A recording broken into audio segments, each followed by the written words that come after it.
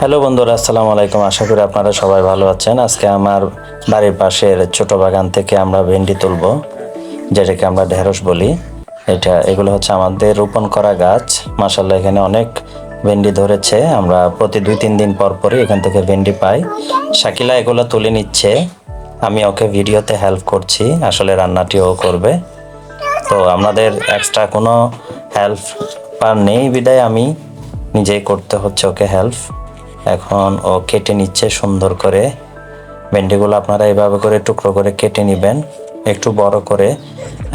কারণ হচ্ছে এটা আমরা ঝোল দিয়ে রান্না করব, এটা ভাজি করব না আর কি। তো দেখেন, কাটার পরে এই অবস্থা, খুব সুন্দর লাগছে।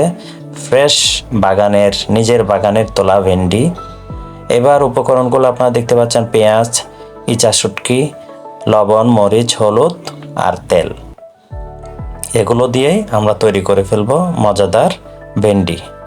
আপনারা দেখতে থাকুন শাকিলা কিভাবে রান্না করে। ওর হাতের রান্না বলতে গেলে অনেক মজা, অনেক সুস্বাদু, অনেক টেস্টি হয়।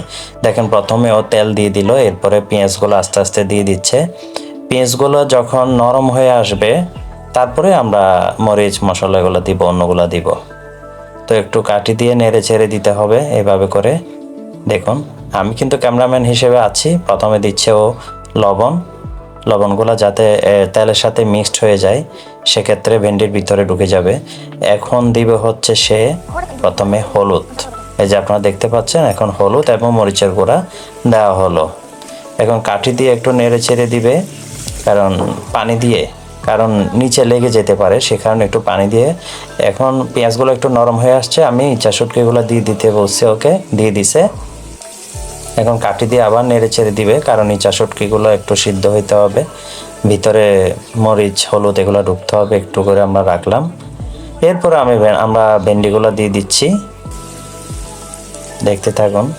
ভেন্ডিগুলো দিয়ে দিলাম, এই যে ভেন্ডিগুলো দিয়ে দিলাম। ভেন্ডিগুলো দিয়ে আমরা তেল, মরিচ, এইগুলো মশলাগুলো দিয়ে আমরা সুন্দরভাবে কাঠি দিয়ে নেড়ে ছেড়ে ঢাকনা দিয়ে দিব। দেখেন, শাকিলা নাড়াচাড়া করতেছে সুন্দরভাবে, সবগুলা মিক্সড হয়ে যাচ্ছে। বন্ধুরা, এইভাবে আপনারা রান্না করলে আপনারা গ্রাম্য স্বাদটা পাবেন আর কি। একটু করে পানি দিয়ে ঢাকনা দিয়ে ঢেকে দিলাম, বাস হয়ে গেল আমাদের মজাদার ভেন্ডি। দেখুন কি সুন্দর, ভেন্ডিটা কিন্তু ভাঙেনি, যেরকম করছে সেরকমই আছে, টুকরো টুকরো অবস্থায় আছে। বেশি কাঠি দিয়ে নাড়াচাড়া করা যাবে না। বন্ধুরা, আমাদের ভিডিওটি ভালো লাগলে লাইক, শেয়ার, কমেন্ট এবং সাবস্ক্রাইব করবেন।